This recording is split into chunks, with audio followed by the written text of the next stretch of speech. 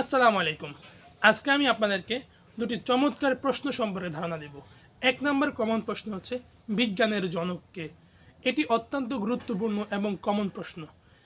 যদি বিজ্ঞানের জনক বলতে বোঝায় তাহলে গ্রিক বিজ্ঞানী থ্যালিসের নাম উল্লেখ করা যায়, কারণ তিনি সর্বপ্রথম সূর্যগ্রহণ এবং পানি তত্ত্ব সম্পর্কে ধারণা দিয়েছেন। কিন্তু আধুনিক বিজ্ঞানের জনক হচ্ছে রজার বেকন। দুই নম্বর প্রশ্ন, সর্বকালের সর্বশ্রেষ্ঠ বিজ্ঞানীকে? যদি সর্বকালের সর্বশ্রেষ্ঠ বিজ্ঞানীর নাম উল্লেখ করতে হয় তাহলে আমি বলবো স্যার আইজ্যাক নিউটন।